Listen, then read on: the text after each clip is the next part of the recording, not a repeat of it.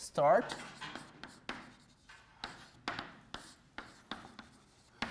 Now we're gonna, yes. Yes. Yes.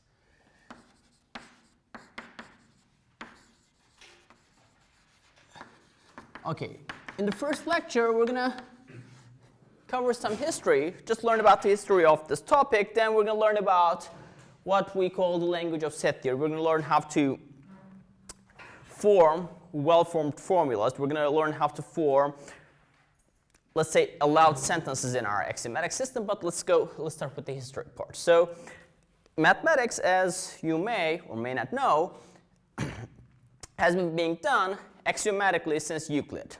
Euclid as in the Greek geometer. So he kind of invented the axiomatic method. That's not really true, but let's say that, let's pretend that it's true.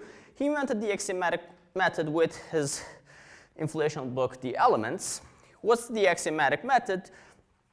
Well, you have some axioms, and you derive theorems from these axioms. Why do you have to do that? Okay, let's forget about mathematics, and let's talk about things in general. Let's talk about some epistemological problems. How do you prove something? Let's say that you claim that this is true. I ask you, why is this true? Then you're going to say this is true because of this. Then I'm going to ask why this is true. You know, little children ask this all the time, like, why is this true? Why is this true? You say that this is true because of this is true because of that, and this is going to keep going.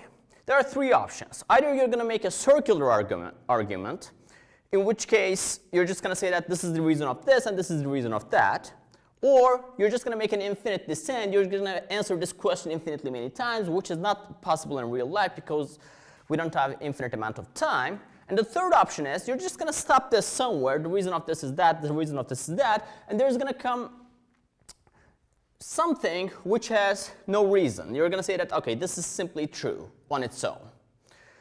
And mathematics works like this. There are things which we simply assume are true, okay? And these are called axioms. Now, as I said, since Euclid, mathematics is being done axiomatically. The problem is, until recently, and when I say recently, I mean early 20th century, it wasn't clear what the axioms were. I'm pretty sure if you raised Gauss from the dead and asked him about, like, why are your theorems true? Why is this true about natural numbers? He would come up with certain properties of natural numbers which he uses in his number theoretic proofs, which are intuitively true to him. But people realized in time that this notion of being intuitively true it doesn't really cut it. Because there were, for example, non-Euclidean geometries which basically revolutionized the way people think about geometry, and there were mistakes done by famous mathematicians. For example, Cauchy. Today, we know that Cauchy made a mistake, and he didn't know it because foundations and logic were not developed at that moment this much. He confused the concepts of continuity and uniform continuity, and he made a mistake. And in time, people realized that, like, they have to find firm foundations for mathematics. Like, we're working axiomatically, but we should make sure that, like, we have precise rules. And towards the end of 1800s, there arose this thing called the foundational crisis of mathematics, which was the issue of finding the right foundations of for mathematics. Like, we're doing mathematics, we're doing it axiomatically, but we should make sure that the rules are precise. We should make sure that everyone knows the rule book, okay? Everyone knows how to do mathematics. And there were different philosophical schools. There was this intuitionist school, there was this logicist school, and there was this formalist school. And at the end of the day, okay, I shouldn't really use the word win, but the formalist school won, okay? And the formalist school was basically led by German mathematician Hilbert, and he was treating mathematics as a game, in a sense. He was viewing mathematics as a bunch of symbols manipulated according to some rules which are well defined, okay? Well, I really shouldn't say that this is his view, but I'm oversimplifying this, but this is how formalists actually look at mathematics. Mathematics is a bunch of symbols put together, and you just manipulate these symbols according to certain rules. The strings of symbols you start with are your axioms, and the rules you use are basically the rules that are allowed by your axiomatic system. Okay? Anyway, so people were looking for firm foundations for mathematics, and at the beginning of 1900s, a guy called Zermelo came up with a set of axioms. Axioms for set theory. Now, why set theory? Because before this, at some point, okay, these are all happening simultaneously. At some point, people decided to look into the nature of mathematical objects, like what are mathematical objects? Like, you know what a natural number is intuitively, but what is it really? For example, Peano came up with a set of axioms which axiomatize natural numbers. Richard Dedekind gave a construction for real numbers. I mean, I'm sure you all know real numbers. You dealt with those in your first 2 years, but what is a real number? What is pi? I'm not asking for that. What's square root 2? I'm not asking for the answer is the number whose square is 2. I'm asking what is it as an object. Dedekind gave a definition for real numbers, and after the work of Dedekind and Cantor, which I haven't mentioned, the belief that all mathematics can be founded on set theory basically became more common, okay?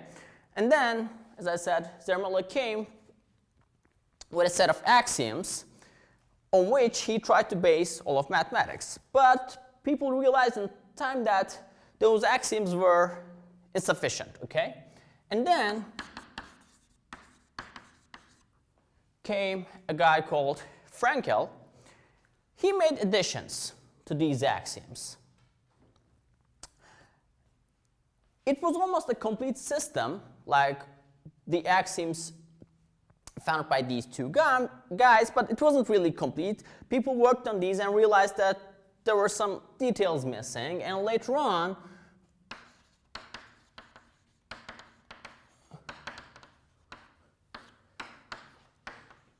a guy named von Neumann and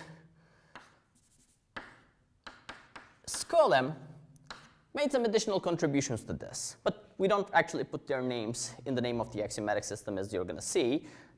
They were, compared to the contributions of these two guys, those contributions were, should I say, minor. And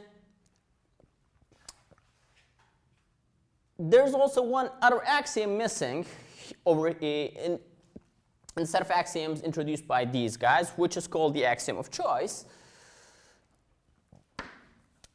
And people later added that. This C is for choice, and they basically came up with the set of axioms called Zermelo-Frankel set theory axioms with axiom of choice. In this course, we're going to learn about this set of axioms. Now, this is not the only axiomatic system on which you can base mathematics. There are other axiomatic systems. For example, there's this axiomatic system called von Neumann-Bernoulli-Gödel set theory, which you can use for mathematics. There's Morse-Kelley set theory. There are many set theories, but the most common one is this. If you just grab a random mathematician around the world and ask him or her about the foundations of mathematics, the answer you're going to get is likely ZFC. Not many mathematicians who are not logicians actually can list you the axioms of ZFC, but they all know that everything they can do can be done in ZFC. Now, what is ZFC? It's a set of axioms. Well, we have these axioms, and we're going to try to derive theorems from these axioms. But in order to do that, we need a logical system. Okay? And the logical system we're going to use is the usual first-order logic that you know. Now, we're going to say that we don't know what first-order logic is. And you're right in the sense that you're never probably told that the name of the logic you've been using up to now is the first order logic. Okay? Now, in first order logic, besides these usual logical connectives that we're going to see, we have quantifiers, two quantifiers for all, and there exists. The reason called it's first order is that these quantifiers range over the universe of objects, not the subsets of the universe of objects. What I mean is this. We're going to assume that there is a universe of objects, okay? There are mathematical objects. And our quantifiers are going to range over this, by which I mean the following. You can say for all objects blah blah happens. There exists an object blah blah happens. But you cannot say for all subsets of the universe of objects blah blah happens. That can be done in a logic called second order logic, but we're not going to use it. So we're going to work with the first order logic. Now, if this was a logic course, I would go into more details, but what I'm going to do is I'm just going to give you don't really have to know the details of first order logic. You should only know how to write formulas that are allowed in this. So we're just going to start with that. And that brings me to the second topic of this first lecture, which is the language of set theory. Okay? Now, everything that I'm going to write in this class is included in the lecture notes, so you don't have to take any notes. This is why I put the lecture notes online. Some students like to take lecture notes. I can't do anything about it, but the point is, like, once you print these notes or make an electronic copy, you don't have to write anything. You should just listen. Because when I lecture, I actually write as much as I talk. Like, half of the time I'm going to be talking, half of the time I'm going to be writing, and the stuff I'm saying is not going to be on the board, okay? So you should pay attention to what I say besides what I write. Okay, so we shall work in, as I said, first order logic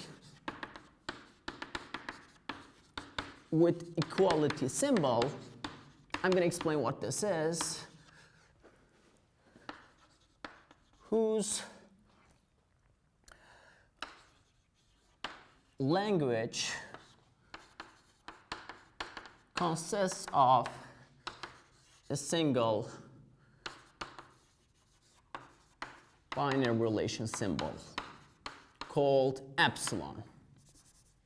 Okay? Now let's go over this sentence. This is a very specific meaning, but forget it for now. We're going to work with the usual logic you know. It includes equality symbol. I use the word language here. What this means is the language of a logic is the set of symbols you're allowed to use besides the usual logic symbols. This guy itself includes all the logical symbols you know, like the quantifiers, and, if and only if, and so on. Besides these standard logical symbols, we're just going to be using a single symbol called epsilon. And it's going to be a relation symbol, meaning that this guy will hold between two objects or not. Okay? Binary relation means that it holds, or it does not hold between two objects. Okay? Now, as I said, we're working in an axiomatic system, so I should tell you how to behave in this axiomatic system. Like, you can't do anything you want. You should be given a set of rules according to which you can behave. Now, I'm going to show you how to form well-formed formulas in this axiomatic system, meaning that I'm going to show you how to properly write sentences in our axiomatic system. You are not allowed to do anything else besides the rules I'm about to give you. Okay. So our basic symbols consist of,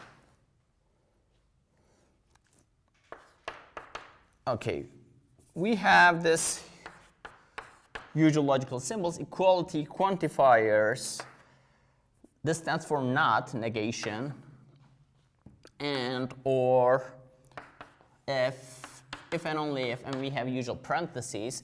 And besides these usual logical symbols, we're going to have a single symbol called epsilon. This will stand for the usual membership, you know, okay?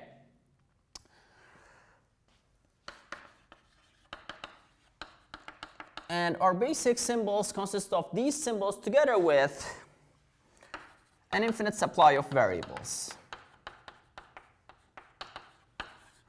Well,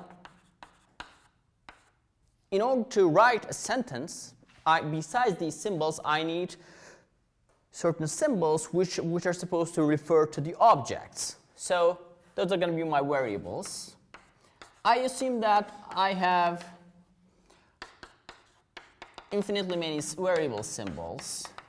Okay, the usual letters in our alphabet. Most of the time, they're going to be sufficient. We're not going to be using that many variables. Okay, so these are our basic symbols, and we have this variable symbols.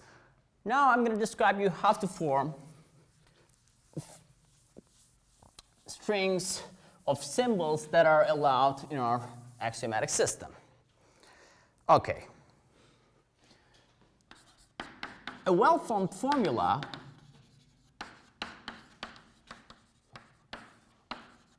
in the language of set theory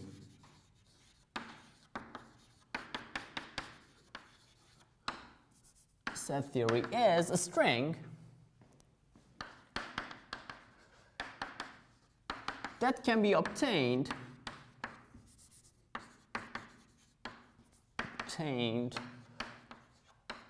by the following rules in finitely many steps.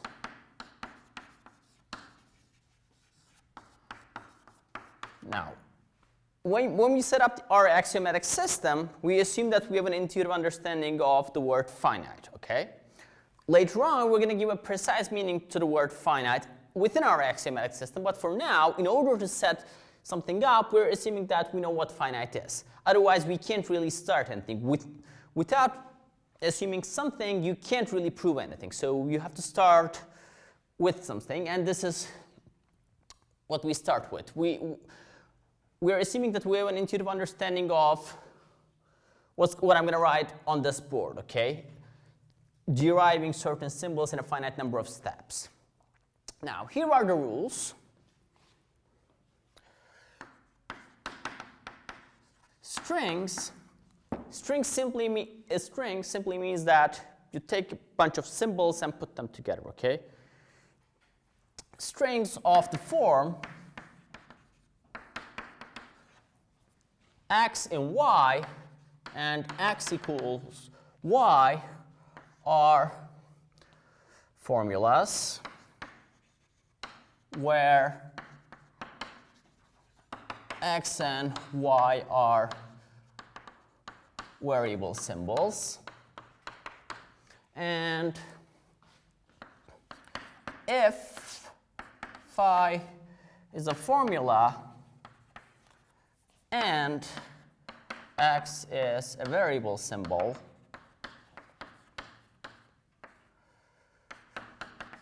the following are also formulas. Phi and psi are formulas. Actually, this is not the plural of formula, but whatever. I'm going to use that. I don't want to go to Latin.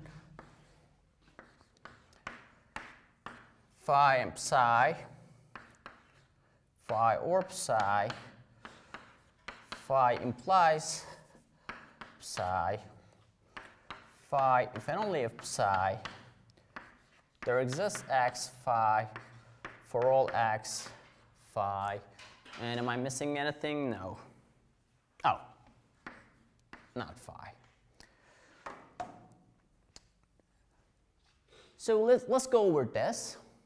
A well-formed formula in the language of set theory is a string that can be obtained by blah blah in a finite number of steps. So let's read that blah blah part. The first bullet point tells us that if I have two variable symbols, writing x, like let's assume that they're x and y, writing x equals y or x and y gives me a valid formula, which is allowed in my axiomatic system. So this is, in a sense, our base step. The second bullet point tells us that if I have two formulas, blah blah happens. Now, if you read this definition, this is a recursive definition. I'm defining a formula in the language of set theory in terms of formulas. So I'm doing a recursion. This is a recursive definition. Let's understand how we do the recursion.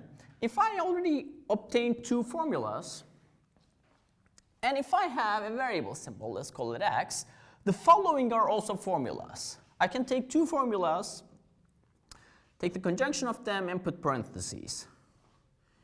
If these are two formulas, then phi or psi together with parentheses is a formula. This implies this is a formula, and so on. If I have a formula and if I have a variable symbol, I can write this. Exists x phi, or for all x phi. So these are valid formulas as well. And finally, if I have a formula, I can put this negation symbol in front, and this still gives me a formula. Now let's understand what all this means. Now, right now I'm being very formal, but we're not going to be that formal during the course. I'm just trying to set up our axiomatic system, and I should give you the details of our axiomatic system, because later on what we're going to do is we're going to forget all these details. We're going to do set theory just like we do any other branch of mathematics. But in order for this to be actually a foundation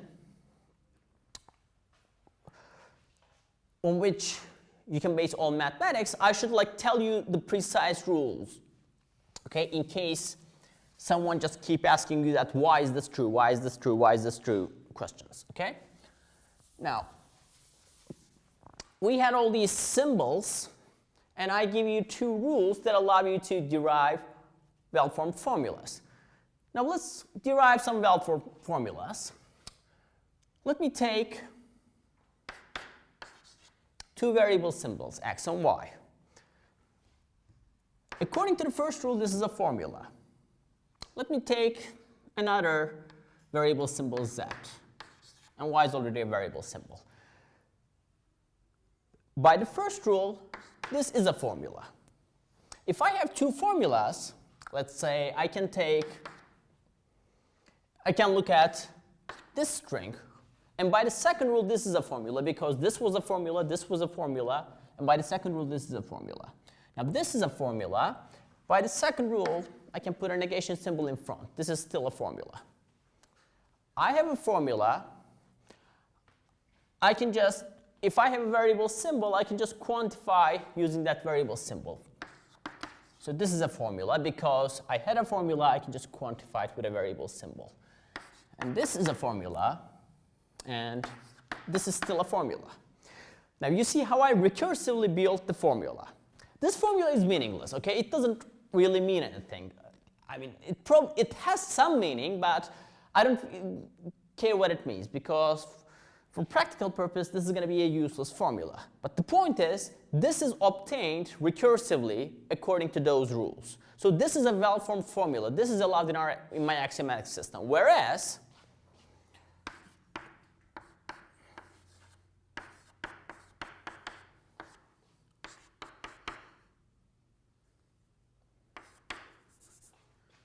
I don't know, let's put this.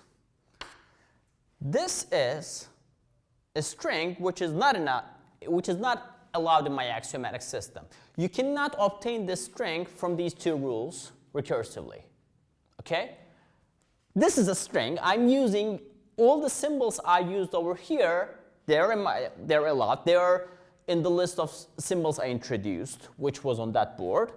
I mean, I can use these symbols, but not like this, because there is no way that I can obtain this string from these rules. So a string like this is not allowed in my axiomatic system. So this is not a well-formed formula.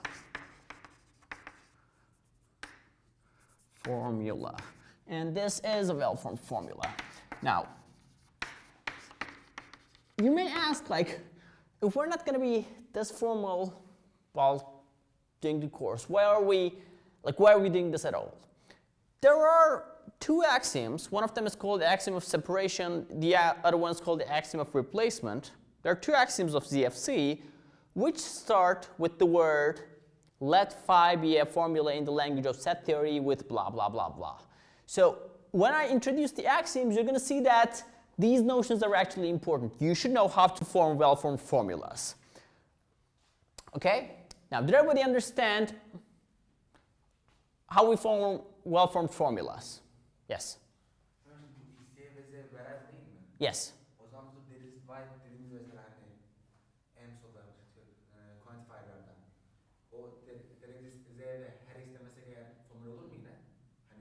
This one? Yes. Sure. I'm going to talk about that. It is still a formula.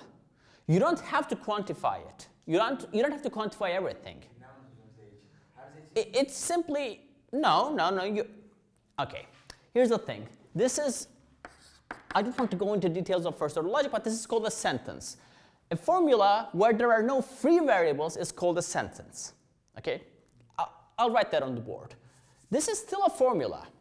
The problem is, okay, we haven't talked about the truth of a formula, but this is still a valid formula. The problem is, if I ask you whether this is true or not, you can't answer it because this Z is free. There is no quantifier bounding this. You cannot decide whether this is true or not. The truth of this depends on Z. No. This, if Z is the empty set, this is, I don't know, true or false. I haven't checked it. Probably true. But if Z is something else, it may be true. If a quantifier is not bound, you can't really decide whether your formula is true or not because you have to bound it. But this is still a valid formula. Okay, I'll talk about the distinction between a well-formed formula and a sentence. Other questions? Do we need extra parentheses in the given parentheses, or do we have associated? Where? In the first line in the parentheses. Do we need another parenthesis, for instance? Over here? X equal to y in parentheses implies. Oh, Do we need that? no, according to the rules, no. Because I didn't put extra parentheses here, right? But don't worry, the parentheses will not be important. You see, I'm introducing all these rules. In a second, I will say, now you know how this is done officially. When we do this, like when we do set theory in practice, we don't really care about parentheses. We don't really write stuff like this. I mean, when I need to write something like this, I'm simply going to write in English, for all x there exists y, blah, blah. What I'm doing is, like, in case you need to somehow pretend that you need to explain mathematics to children, okay? Children ask you, like, why is this true, why is this true? And you're trying to tell them this is true because of this is true because of this. At the end of the day, you're supposed to create an axiomatic system, okay? And when they ask, like, am I allowed to write this, am I allowed to write that, why can you derive this from this, you need to give them specific rules. And I'm telling you, like, how to form formulas, what is a formula, what is not. But when we actually do mathematics, we don't really write things like this, right? We don't really care whether there's a parenthesis or not, because we, as mathematicians, actually understand them. Like, we don't really need parentheses. This is basically, think of this like, I'm setting up some kind of programming language, okay? I need to tell you how it really works. But if I need to explain you an algorithm, I don't really need to write the actual code, right? I can't, you know what a loop is. For example, a for loop. I can explain you like for blah blah to blah blah. Is there a programming language which works really like this? Probably not. Maybe I'm missing a semicolon so that it doesn't compile in real life. But when I need to explain you the algorithm informally, I don't need to do all this. So don't worry about the parentheses and these little details. Other questions? Did everybody understand how we form formulas? Okay. Now we're going to attach a meaning to these formulas, but before that, I need to define the concept of a sentence. Well, I don't really have to, but I'll do it anyway, because you asked about it. Okay. A variable in a well-formed formula. Okay, I'm not going to keep writing well-formed. I'm just going to write formula. When I say a formula, always understand a well-formed formula, a formula which is obtained by these rules. A variable in a formula is said to be bound if it is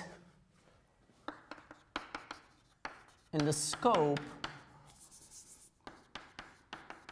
of a quantifier.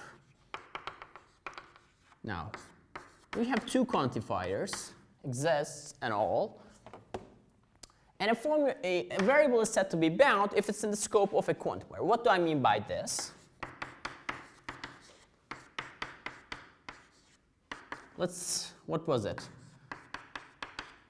It was this sentence, right? Let's ignore this. You can check that this is a well-formed formula. This can be obtained by these rules. Now, let's understand how we form this formula recursively. We have this, and we have two formulas. We can form this guy, and we can quantify over this, and we can quantify over that. Now, if you look at this construction, you'll see that this variable y is in the scope of this quantifier exists. After this step, like there's a y in this formula. It is free. I'm going to explain what free means. And we quantify y. Now, this y is in the scope of this quantifier. So this is bound. And so is this x, okay? Because it's in the scope of this quantifier. However, this z is not bound. There is no quantifier bounding z. Now, I can do something like this. This is a formula. This is a formula. So this whole thing is a formula. A formula I can take their conjunction. And this quantifier bounds this z, but it does not bound this z. It does not affect this guy. This quantifier only affects the stuff in front of this. So this is bound, this z. However, this z is free, okay? So I should write that. Blah, blah, blah. If a variable is not bound, if a variable symbol is not bound, then it is called a free variable. So this z is a free variable, where this z is a bound variable. But when we actually do mathematics, do set theory in practice, we don't want to deal with these stupid issues like there's a z over here, there's a z over here, z is quantified, does this bound this, and so on. So pretend that I always use different variable symbols, okay? You remember I wrote that we have infinitely many different symbols for variables. So I can use a different variable symbol each time so that I don't have to deal with these issues. Anyway, the point is, a variable which is not in the scope of any quantifier is called free. This is still a formula. A formula with no free variables is called a sentence. Now, this is what you were looking for.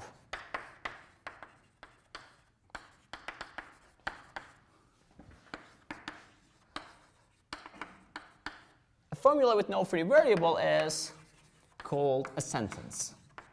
Okay? Now, I know that people pretend that when there is no quantifier, we assume that it's like quantified as for all. And that's actually what many mathematicians do most of the time. But strictly speaking, you don't have to quantify. This is still a valid formula. The problem is, if I ask you whether this is true or not, you can't really tell me anything. It depends on this free variable z. However, if I make it a sentence, it is either true or false. Okay? When you have a sentence, it is either true or false. Now, I use the words true and false. Those are semantic concepts. You probably don't know what semantic is, so let's ignore that word. Let me explain it like this. All the stuff I explained up to now are about syntactic concepts. They're about grammar, okay? You know the Turkish grammar, right? Right? Does the word, is the sentence, let's go with kova sandalyeye düştü. Is this well formed? Does this sentence obey the grammar rules of Turkish language? Yes, it does. If you can analyze it. Does it really mean anything?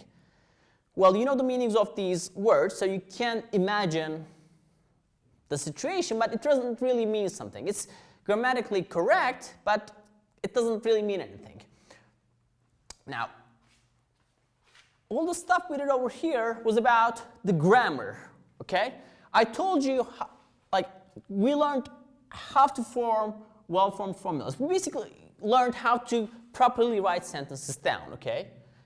By a sentence, I don't mean this sentence, but whatever. Up to now, we only learned how to write things properly. We didn't really pay attention to what these all mean. Now we're gonna understand what these mean, okay? We're gonna attach meaning to these well-formed formulas. So I'm gonna erase this board. Any questions?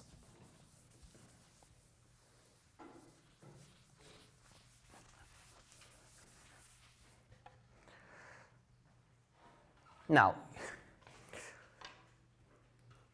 this part I'm not going to write on the board. You should listen. And these are all in your lecture notes, so you can read those. Students have this because of the mathematics you've been taught up to now. Students think that there are like two categories of objects. They're like sets and the elements of sets. When you do your axiomatic set theory, more specifically when you're working with the ZFC, axiomatic system, this is not true, okay? Everything is a set. A set is a set. Its elements are sets. The elements of those sets are sets, so everything is a set. So we pretend that we have this universe of mathematical objects called sets, okay? I'm trying to attach a meaning to all these. So I start with this. I'm assuming that there is a universe of mathematical objects somewhere in the skies. And these objects are called sets. Everything in my universe is a set, okay? A manifold is a set, a function is a set, a topology is a set, everything is a set. We're going to learn later how to construct all mathematical objects as sets. So everything in my universe is a set, okay? I have here the empty set. I have here some set which contains, this is a set which contains the empty set. I have some stuff over here, okay? Now,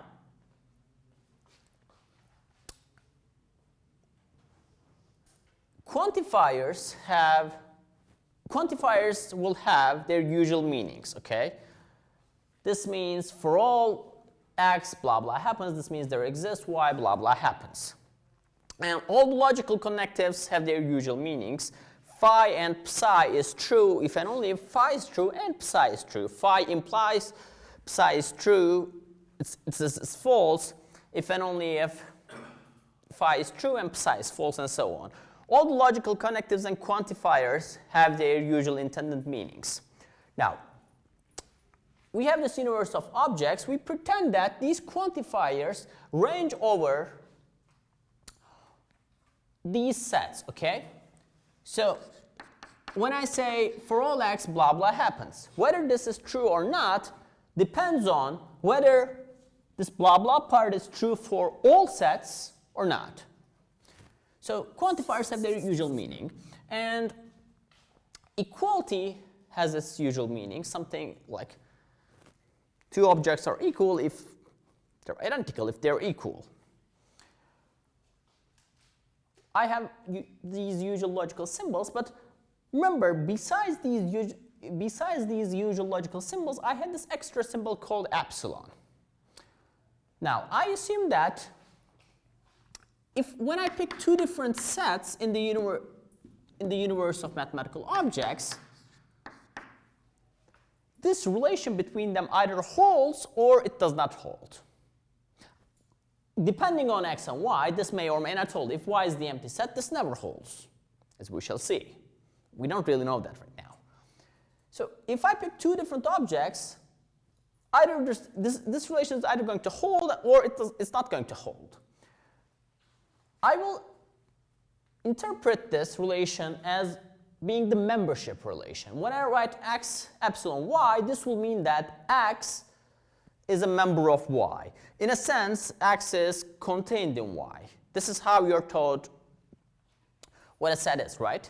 So we're not going to deviate from what you're taught in like secondary school. So this will have its usual meaning, the membership meaning, and with all these, a sentence in the language of set theory will be either true or false. Let's write down a sentence. Let's create some formula first. These are variables. Okay. These are variables. This is a formula because these two are variables. Because this is a formula, this is a formula. I have a formula, I have a variable symbol. I have a variable symbol, I can quantify with that variable symbol.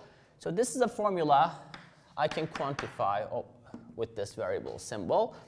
And now there are no free variables. This is a sentence. Now this sentence is either true or false in this universe of mathematical objects. Let's read this. It says that there exists some set such that for all sets it is not the case that there exists some x such that for all sets y it is not the case that x belongs to y. This is true if there exists some set which makes this true. Does there let me write it like this. Sorry, I'm changing the places of x and y. This is true, this sentence is true if and only if there exists some set x such that this is true. Well, when is this true? This is true if and only if for all sets y, this is true. So what I'm doing is I'm showing you how you could recursively decide whether a sentence is true or not if you knew whether this relation holds between all objects in the universe of sets. The problem is we don't have access to this universe of mathematical objects. It doesn't really exist in the sky. Maybe it exists in some Platonic universe which we cannot really see, but this is not like, we're not doing physics. We can't really see these objects. So how are we going to decide whether a sentence is true or not? If I knew whether this relation holds between two sets, given two sets, I could have gone with that recursive procedure, like this is true if and only if blah blah, there exists some x such that blah blah happens, and so on. But I can't really see this universe of sets. So what am I going to do? What I'm going to do is I'm going to assume certain sentences. When I say assume, I mean assume. I'm just going to assume that they're true. For example, this will be one of them. Okay? This will be called the axiom of empty set. I'm going to reintroduce this later. So I'm just going to say that, okay, this is a sentence in the language of set theory. This is simply true. I declare this to be true. Why is this true? That's a philosophical question. Okay? You don't have to believe that this is true. But I'm just going to simply assume that this is true. And together with this, I'm going to assume also 9 more axioms. Okay? And what we're going to do is, we're going to assume those 10 axioms. I'm kind of lying here. It's actually infinitely many.